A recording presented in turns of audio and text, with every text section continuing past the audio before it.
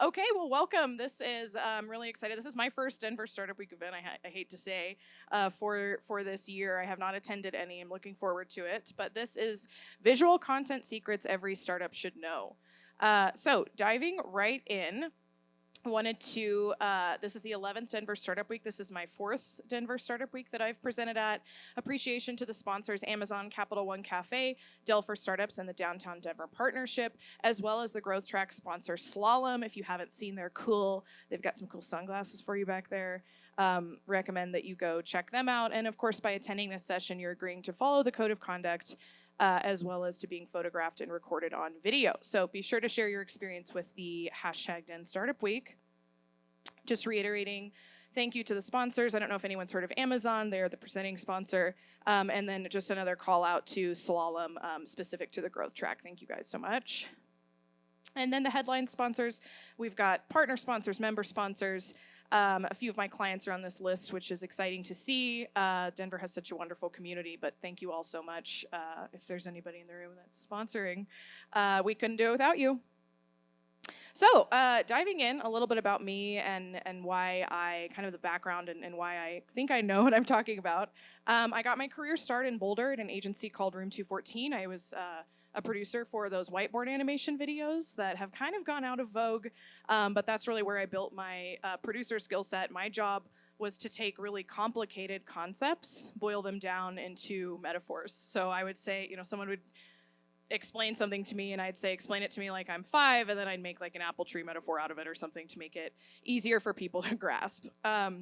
From there, my co-producer and I built the content creation leg of that agency. We did a lot of social media content and what I call run and gun production. So pretty low budget stuff, but cranked out a lot of content for very little dollars.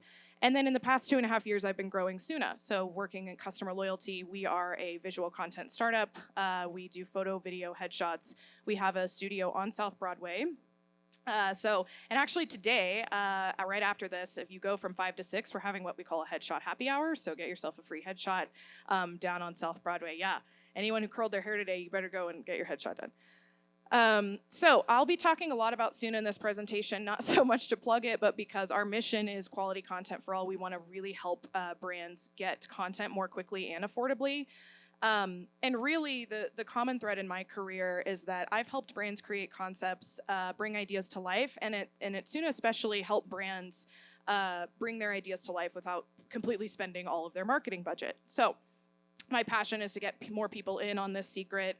Sometimes you can reach out to a production company and you get hit with a $20,000 fee and wondering what is included. And sometimes there's a time and a place for all production, but it doesn't always have to be that expensive.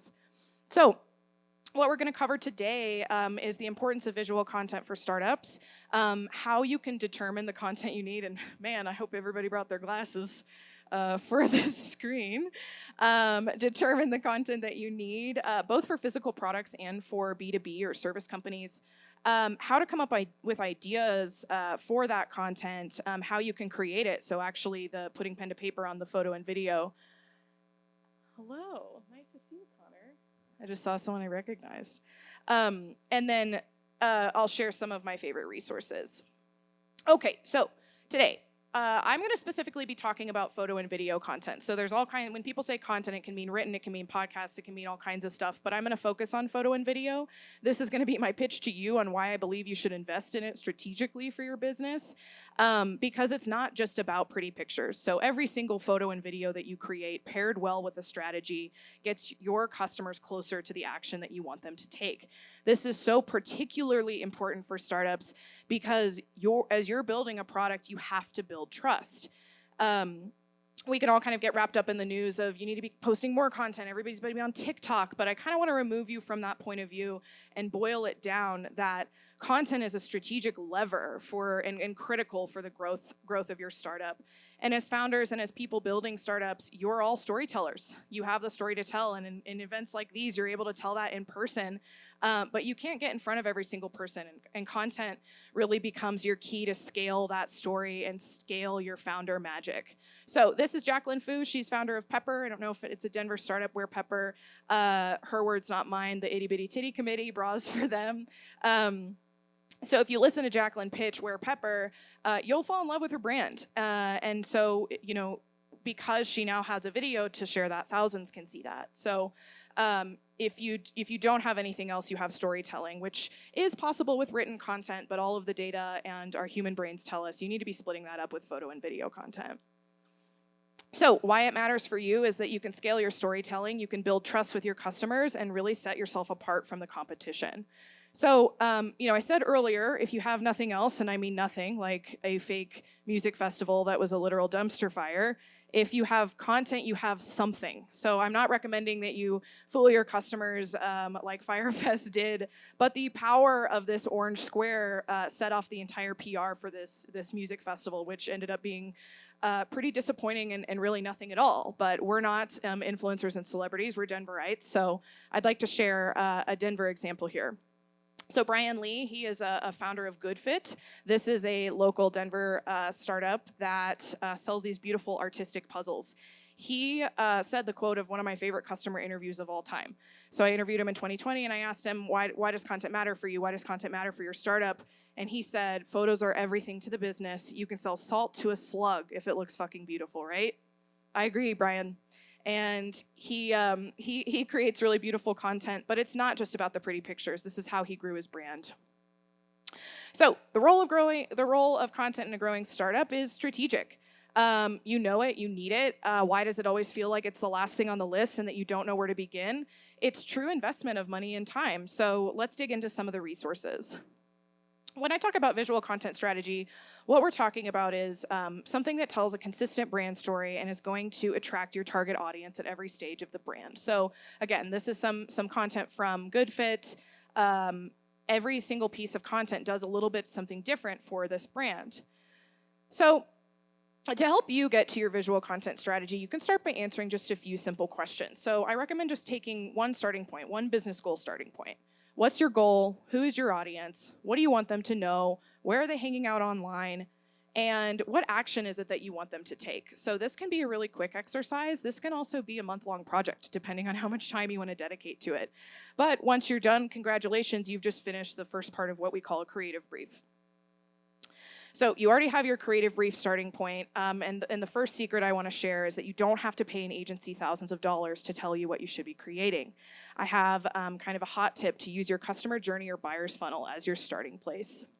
So let's take a look at the classic buyer's funnel. Lots of different ways to think about a buyer's funnel, but at the end of the day, it's you put a bunch of people in the top and then a few of them get down to the purchase area. And why I like this exercise is because funnels really help us break down content into a more tangible way of thinking about it. So, customers have questions at each stage of the funnel, and if I'm starting from the top, what matters is hooking that customer. So this is where those TikTok rules come into play. Have something in the first 1.5 seconds. This is where it doesn't matter that you have to share everything. This is just getting your customer to the next step.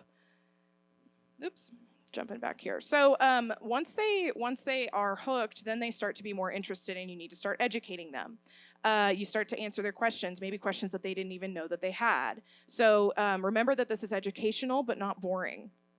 And then you move into the consideration phase. This is where you're starting to really build trust. This is where brands start to put out things like gifts to you, tools that you can use. For instance, at Suna, we have shot list templates for clients. They could use them at Suna, but they could also use them anywhere else because that helps build trust and helps get them closer to purchase.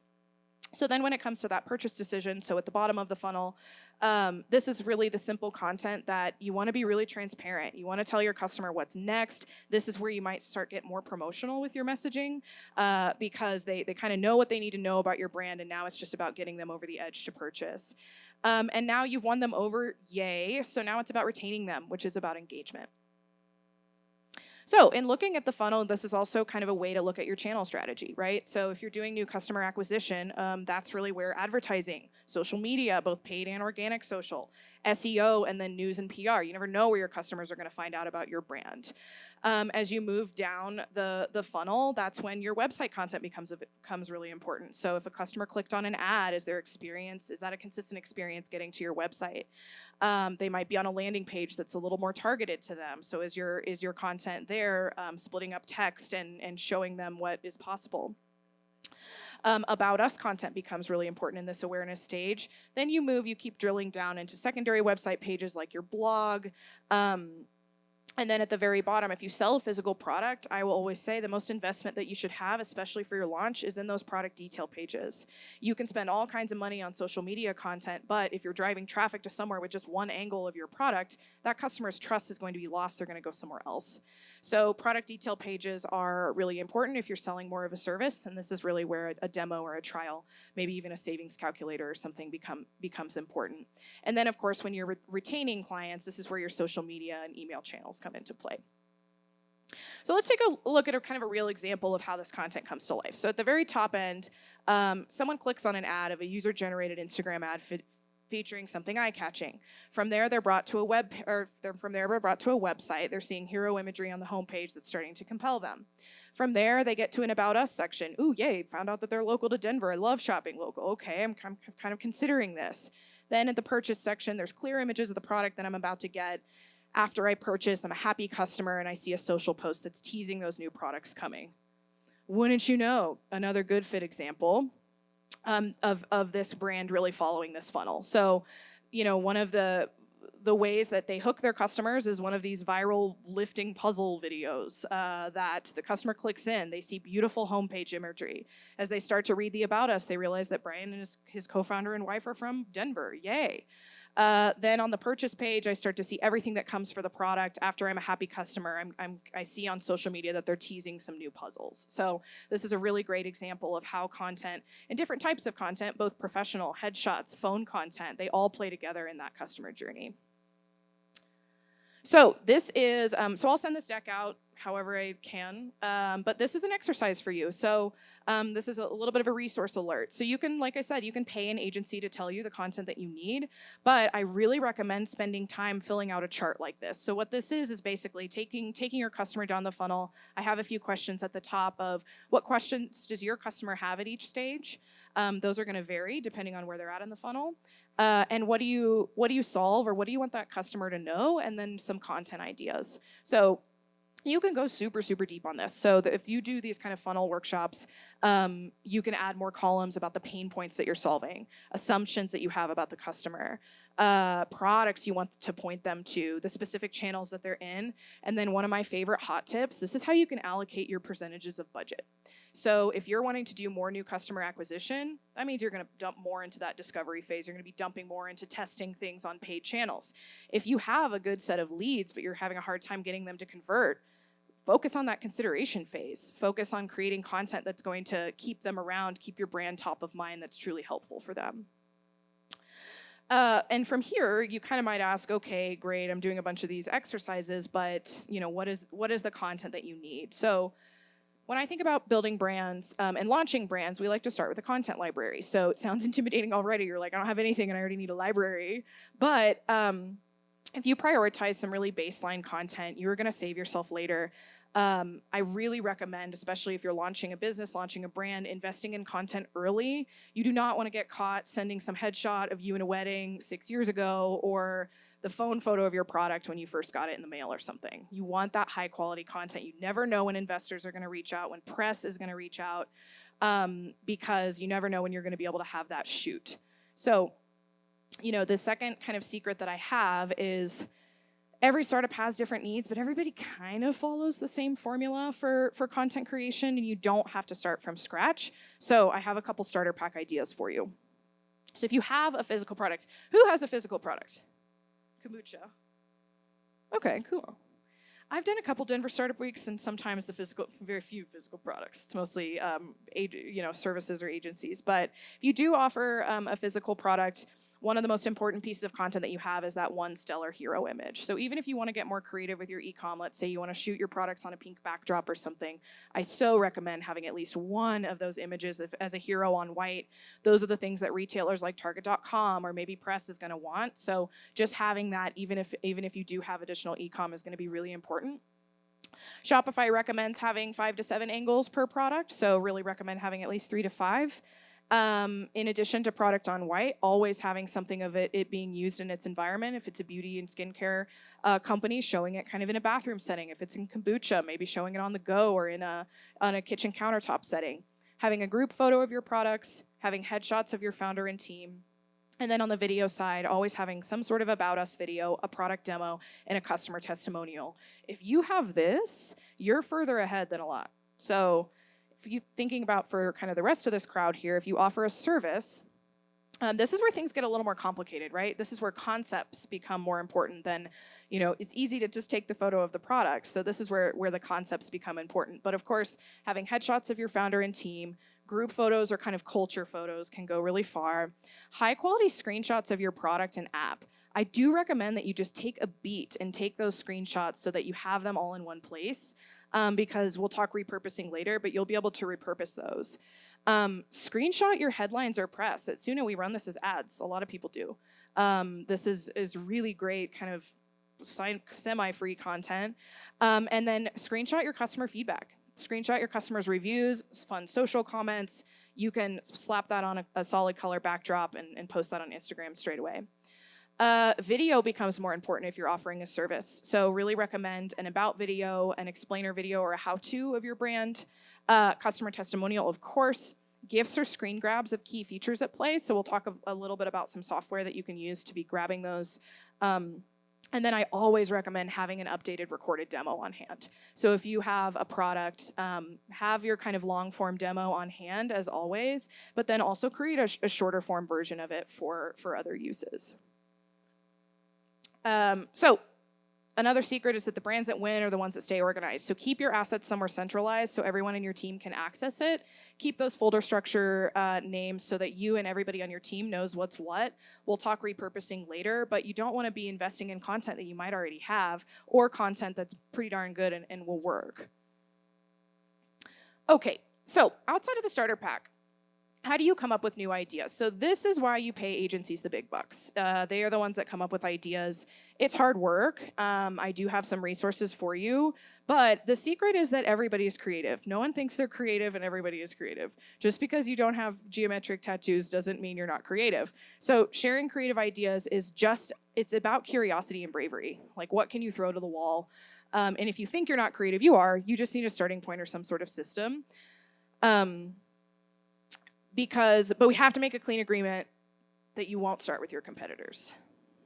This is what everybody wants to do. You look at your competitors, you see what they're doing, and that's fine. You can go to Facebook, see what ads they're running and stuff, but you are not going to win in your category if you just copy what your competitors are doing. If you think about all of the brands that you know and love, it's because they look different. So this is how we get to the dreaded sea of sameness. I don't know how this came to be for B2B content, but here we are. It's always a vision in blue, lots of people high-fiving about charts. But B2B content can be better.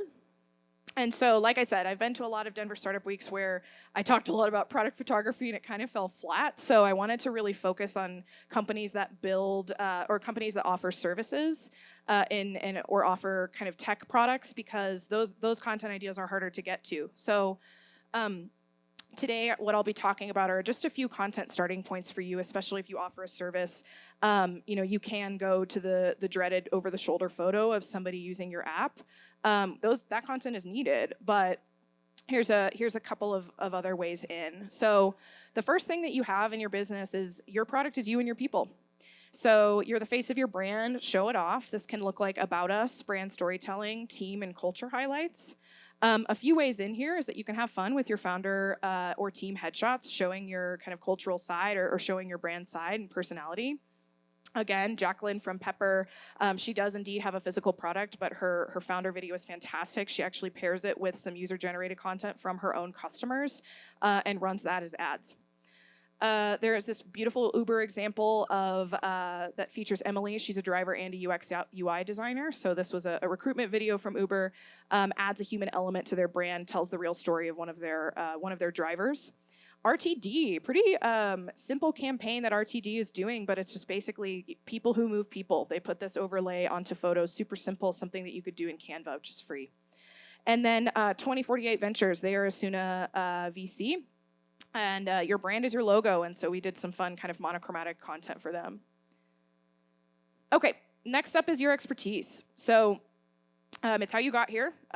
Give us a taste of that expertise. This is a great way of, especially in kind of that consideration phase, once you've hooked that customer, to give them an extra treat, give them something that they can remember about your brand. So this can look like a lot of different things. And one thing that I think a lot of people have luckily moved away from always thinking that every single thing you make has to be super, super high quality. So Exactly, who is actually one of the sponsors, did this series of just really simple kind of computer videos of their CRO at saying, what is intelligent revenue? They put this graphic onto it, which makes it look really nice and pop in LinkedIn. But all it is just a simple webinar.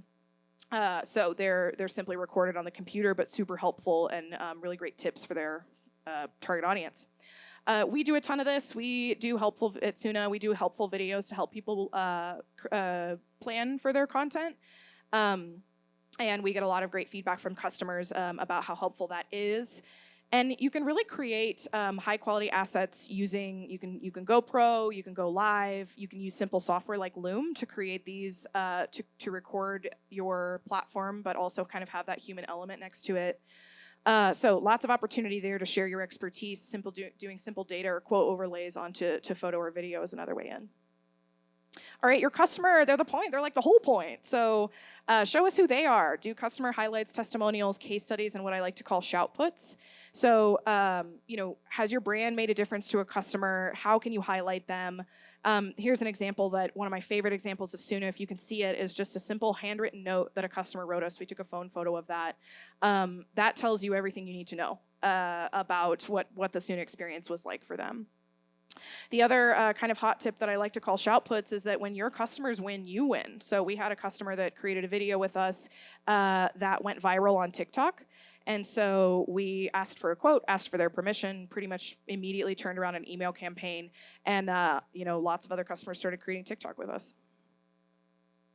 And then, of course, your offering. So what are you doing that's helping your customers make progress? How can you show and tell that? So this can be tricky for tech companies. Like, this is where you get into, like, crazy stock photo territory of happy people high-fiving. But there's some interesting things that you can be doing with things like props or metaphors here. So with a combo of, if you want to show your tech and show it on the phone, this is a company called Thrive Supplement Company. They were able to show that with like really beautiful, fresh ingredients. It's just really simple, but sets them apart. We use Loom a lot at Suna for our demo videos. This bottom left example is it's actually talking for an insurance company about hail damage. So you could show a car with hail damage, or you could put a little toy car and put a piece of ice on it. What makes a customer look twice. And then if you're wondering about this puppy video, if you want to think about what your, really boil down the emotion that your brand, does your product help somebody sleep at night? Why not show a napping puppy on organic social to get people to stop scrolling? Okay, so we've talked a lot about the ideation, kind of meaty ideas and ways to get to the ideas, but how about actually creating? The best way to actually create this content without breaking the bank. So here's kind of a breakdown of what you might have available in your content mix. So you have the option of creating professionally, so professional high quality photo and video. You might be working with influencers. Does anyone work with influencers? A little bit? Okay. There's user-generated content, so content that comes right from your customers. Internally created lo-fi content. So I say lo-fi because most of the content that's created internally is either like some sort of screen share, maybe phone content, maybe some explainer videos or something. And then there's this other kind of island out here of repurposed content. So here, there's kind of a time and a place for all styles of content creation, and it's going to look a little bit different depending on your brand. So what I'll be focusing on in the next few slides is pro content, and then the internally created content and some of the tools and resources you can use for that. I am not an expert on influencer content, so those of you who raised your hand, if you want to tell me how you're doing it, I'd love to learn, but that is not my expertise. So here's a secret. I always recommend that to determine the pro content you need first, depending on what kind of brand you have. Then you can see how you can repurpose and supplement with those other methods. So I always recommend professional content for your headshots, for any sort of pitch videos, your About Us and explainer videos, product demo, and especially if you have physical product, making sure that you have professional product photography, and then anything that you're doing on model, that you also have some of those professional options. Like I said, you want to have that banked in your content library in professional content, and so much of what I think of is for press. You really, phone photos work great. We see phone content outperform high quality content. But when it comes to certain use cases, you really want to invest in that professional content. Missing an image here. I recommend that you invest in at least one annual professional shoot. So when you launch, it's a great time to invest in that professional shoot. And as you grow and as content becomes more of a lever for your business, I do recommend that you have a professional shoot quarterly. So how do you make the most of that professional shoot? You know that you're going to be investing some money. How much money is going to depend on the vendor you choose. But when you're thinking about planning a shoot and investing in a professional shoot, the first thing to start is auditing the content library you already have. You do not want to have to invest in content that you already have. How long has it been since you've shared that content? Is there a graphic or overlay you could be doing to repurpose the content that you already have? And then for your channels that are a little bit more fleeting, like organic social, where things are kind of live and die in the feeds really quickly, how can you repurpose your content so that you're not, lighting money on fire, as I say with organic social content these days? Group your content needs. So if you're investing in a location and a model and a videographer or whatever, with your work with your team to determine all of the things you could be capturing in that shoot. So you never know. Everybody should know that you have a photo shoot coming up on your team, because you never know what's going to be coming down the pipeline that you might want to have extra content for. Somebody on your team is like, I'm doing a partner giveaway with a brand. Let's make sure when we have this model, we get some content with that. We're entering into kind of the holiday season. So I know a lot of our customers right now at Suna and are thinking about fall content, but then of course holiday budgets start to get a little tighter in January. So what are the things that, while they're investing in a shoot now, they could be creating to make sure that Q1 is also set up for success? So prepare adequately with your team. So when you are investing in those shoots, I recommend you don't wing it. I recommend that you do prepare for those shoots. So for instance, in my line of business, we ask our customers to bring a shot list. What are the shots you want to walk away with, so that you really make sure that you put into the shoot what you want to get out of it. And then again, consider repurposing when you're planning. If you're shooting a video, what are the ways you could be repurposing that? So in thinking about repurposing, make the most of your dollar on a professional shoot. Make sure that your vendors know that you want to get more content out of there than just that one final video. Gone are the days where you pay an agency $50,000 and they throw one 30-second cut over the fence. There are tons of opportunities for repurposing here. So not only do you walk away with that final video, could you get some cut downs of the individual sound bites from that video? Can you get screen capture stills? Could you get a 30, a 15, and a 6-second cut down, depending on the channels that you're working on? Are there high quality photos? So while you're investing in a video shoot, for instance, could somebody also be taking photography while you already have a model in your product or something? And then my favorite, and something that can honestly outperform your high quality videos, like I said, on social, is making sure you get behind the scenes phone and video content. This is something we always welcome at Suna, and I recommend, of course, always getting permission from your vendors for any of this. They might be charging you a little bit more for these, but so worth it when you're already planning and resourcing a shoot. All right, so what are the options that you have available? So I've kind of listed these in order of price from high to low. So if you want to do a professional video, Denver has incredible talent. So there are a lot of agencies and production studios that are able to pull this off. Depending on what you're creating, so if it's photo and video, you're probably starting around $5,000, but odds are it's going to be more, and especially if you're hiring models and things. You could also organize it yourself. So you could DIY, kind of put your producer hat on, find a location, find a videographer. Things like The Egotist and things are a great community of being able to find teams that are able to do these shoots. Takes a ton of time from you if you do it this way. And if you don't know what you're doing, you can frick something up. Local freelancers. So lots of amazing local freelancers in Denver. A lot of them have really kind of specialized processes. I know that anytime I'm ever needing motion graphics or any sort of animations, I always go with a local freelancer.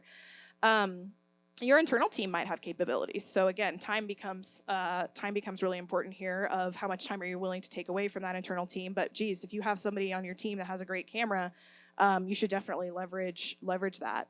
And then there's Suna. So Suna, we call ourselves a fast casual content company. Our pricing is a la carte. We hope to only charge for exactly what it is that you need.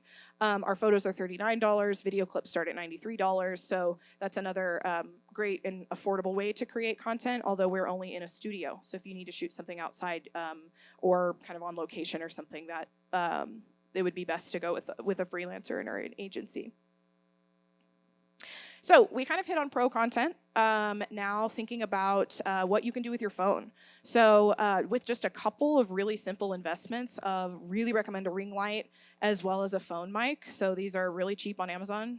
Shout out, headline sponsor. These are great for training videos, product demos, any sort of screen recordings or user-generated style content. So somebody on your team, you might be seeing that user-generated content is starting to outperform your high-quality content. Make more of that internally with your phones. So this is how I got my career start. I would walk around the agency that I worked at, and we would just like take pictures of random stuff. This is a very long time ago. But if you don't have these simple investments are a great thing to have, especially if you're creating like a high volume of demo videos. Investing in that ring light is going to be worth its weight in gold. Okay, repurposing hot tips. This is something I'm strangely passionate about. I love it when people can find ways to repurpose their content because you might as well invest in it once.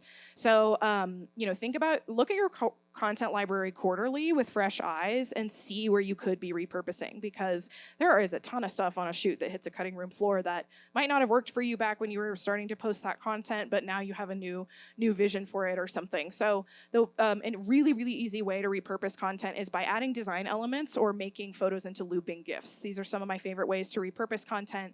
You can also trim longer form content to create bite-sized videos for social. Add data points or feature overlays onto existing photography, adding reviews or testimonials or quotes or things onto user-generated content. And then if you have Google Photos, there's a bunch of other apps that also do this. You can create looping GIFs out of your photography. So this is my favorite and most affordable way to do storytelling. You see these ads on Instagram a lot, where it's the kind of high-quality product photo, a user-generated photo, and then maybe some sort of like graphic or something that's explaining what that is. Super simple and a really easy kind of MP4 you can spit out. So moving on to some of the resources that I love. So Billo. Has anybody used Billo? Oh, you got to get on Billo. So Billo is UGC style videos. They are kind of a mix between UGC and influencer style, but user-generated style videos for ads, testimonials, how-tos. I demand you Google them immediately. And they're super affordable. Their platform features thousands of creators. And as much as I hate to say it, this stuff outperforms high-quality content. It really, really does. So highly recommend Billo. There's Suna. So we have our studio in Denver on South Broadway. We do high-quality photo, video, headshots. We offer models, styling. It's a la carte pricing, and our edits are delivered really quickly. So edits are delivered in 24 hours. And like I said, get to South Broadway after this and get yourself a free headshot or book one, and it'll be free too. Loom. This is one I talked about a lot. Who uses Loom? I feel like Loom is pretty ubiquitous. Yeah, so love Loom. It's a screen catcher resource. You can do screen grabbing, editing, kind of trimming, but what it does is adds a human element to anything that you create. So this is especially important to like B2B, tech, app demos. That human element just adds everything. Okay, other affordable resources here. So Canva. So Canva is your design tool. You can design, add graphics. There's tons of templates. So a lot of the stuff that I was talking about earlier of like overlay your logo, overlay quotes, whatever it might be, there's a bunch of different resources for it.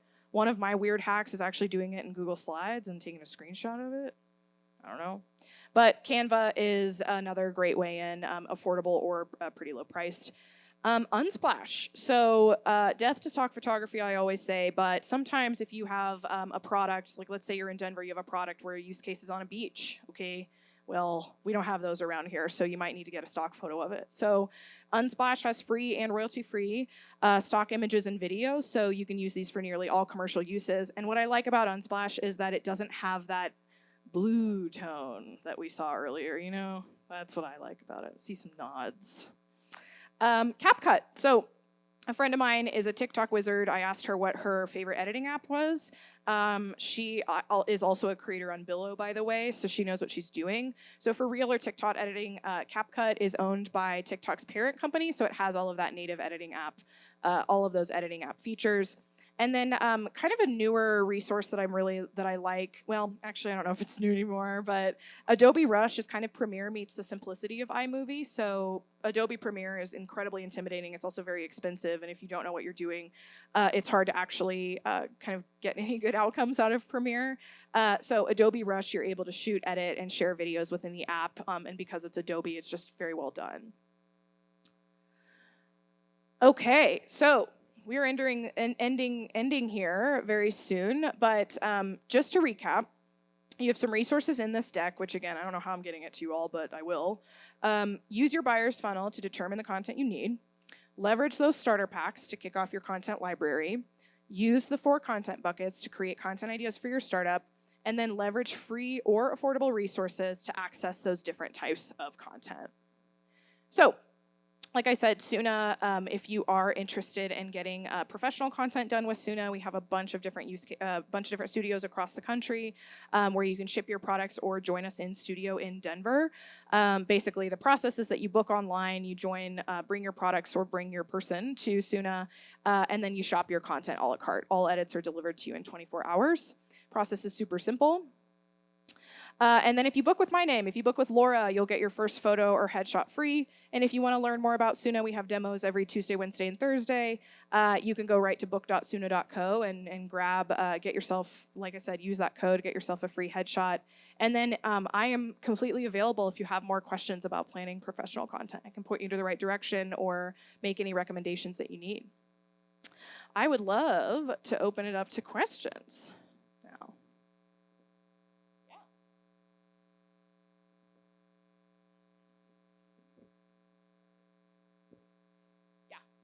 Yeah, so Google Photos, and yeesh, it's been a while since I've done this, but I believe you can, you basically select the photos and then you can make a looping animation.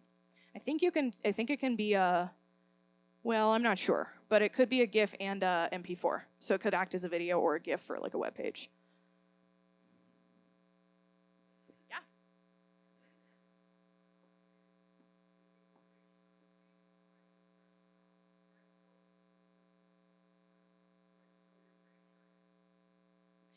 So the question was, what's the kind of ratio of personal and professional? What is it that you do? Oh, okay. That's great. So, gosh, a ratio. I think it's kind of depending on what the goal of your content is. So if the goal of your content is to show more of your personality, I would make that bucket, I would do more in that bucket. If the goal of your content is to share more about your business, and for people to walk away with more of those business insights or design insights, then I would share more of that. But I think a perfect ratio is really tricky. But I do think I really love already hearing that you're sharing personal stuff because I think that is so important. So if I were to throw a number to it, 25% personal, I'll get 25% personal. Yeah.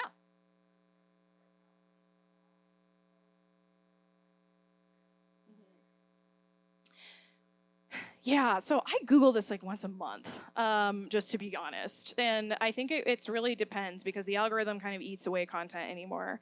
And that's why I kind of say, I got my career start in creating organic content, and it'd be silly if brands invested in it in the way that they used to because of the way that the algorithms work. So I think that really focusing on it really depends. I would say, depending on how much time you have, a few times a week at a minimum. But at Suna, we have a full content team at this point, and we're posting probably 3 times a day. But we're also a content company, so it's all very meta. We post a lot. I gave you some non-answers there. That's good. Yeah. The question was, am I from Colorado? I'm from Kansas. 7-hour drive.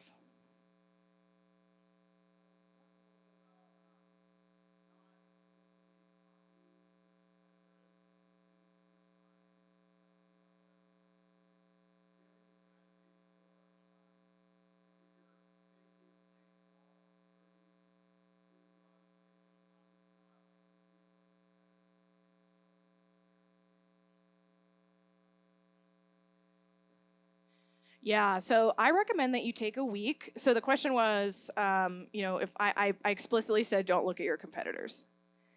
I do recommend keeping an eye on your competitors, but I think what I don't recommend is basically when I ask a client, hey, send me your shot list, and they send me their competitor's website. So I recommend that you take a week and you take a look at the content that actually speaks to you and write that down. And that could be across all categories. So if you're thinking about content specifically, it might be, as a content creation company, I drew inspo from a food company the other day because of the way that they engaged with their customers. It was like a contest they ran. I was like, ooh, that's kind of interesting. How could we kind of rob this idea and smuggle this idea? Because I think you can smuggle ideas but not steal them. And what I mean by that is changing them to fit your category. So I think that what I do recommend, just like I said, this isn't just, I think brainstorms are a myth of be creative for an hour. So really taking a week and understanding what's inspiring you. That could be content that you're seeing online. That could be the sign at the coffee shop that you see.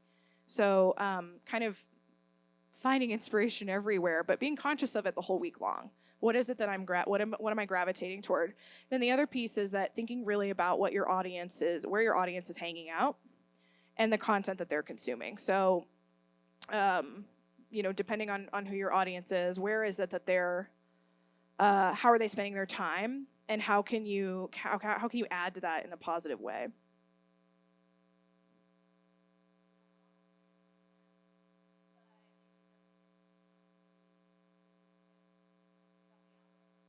Yeah, so I am no expert on the algorithm, which is why I Google it all the time. But what I do recommend is investing in paid. Invest in the paid content and test things. And I always recommend if you're investing in one, always be testing. Because you might find that one kind of hook of an ad or something on paid that's going to kind of do your work for you. So when it comes to beating the algorithm, it's about building a community. Is anyone familiar with OmSam? They're like a Vietnamese sauce brand. They're founded by two sisters, and they're based out of New York. And I think that I highly recommend every single person goes and follows them on Instagram. It's OMSOM, OmSam. And they have built a community of organic content, and they post a lot, and they do a lot of engaging content. They are doing polls. They're using all of kind of the features that Instagram or TikTok have to offer. And so what they've done a really great job of is building their community, and it's a sauce. It's like packets of sauce.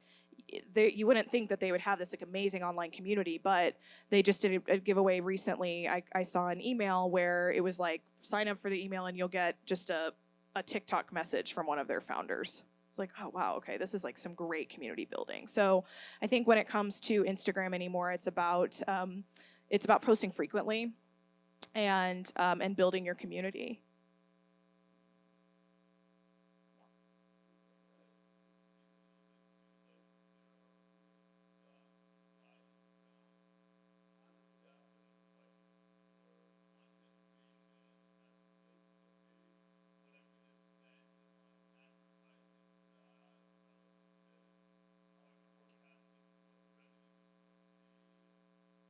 Yeah. So, in thinking about question being about the budget, how much should you be spending on content?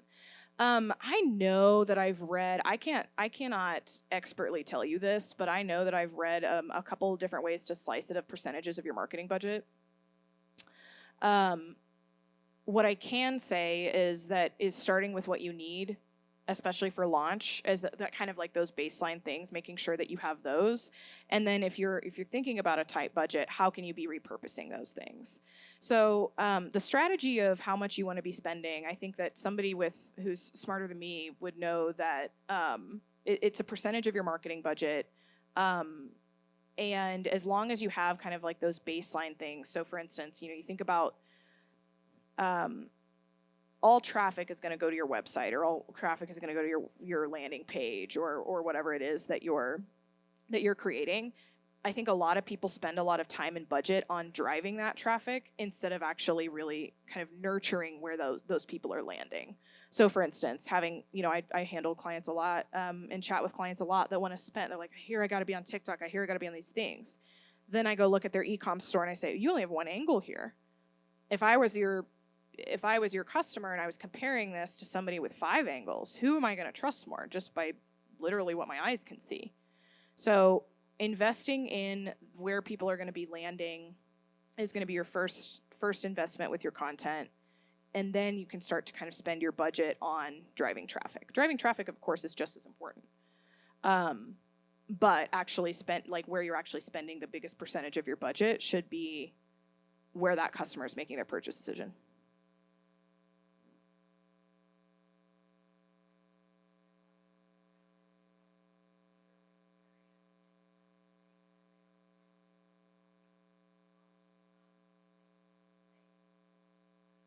I love this question. So how much time should a founder budget when they don't know where to begin? So I would start with 2 hours a week. Make a commitment to spend 2 hours a week. And one of those hours might just be poking around and doing research and Googling stuff. Can't tell you how much I do that. But then actually really carving out the time to just be spending a couple hours a week. And then by the end of the month, you have a full day on it. So at least 1 day a month on content.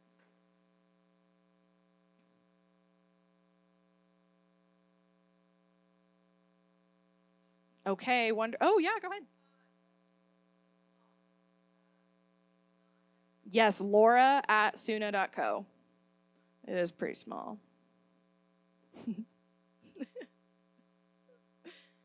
Can you see it? How do I get this deck out to everyone? How does this work? Okay, I could tweet it. Yeah. Oh boy. I can do that. I can also just quickly email it to anyone who wants to see it. Maybe DSW can help with that too.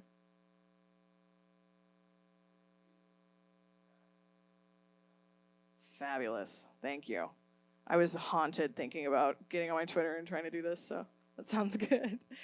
So book.suna.co, and then like I said, anything if you're wanting to create with Suna, you can book online. There's a bunch of resources on the website, so you can poke around and see what's possible with us. And yeah, would love to hear from anyone. Laura at Suna.co if you have any other questions. Thank you so much for coming, for great questions.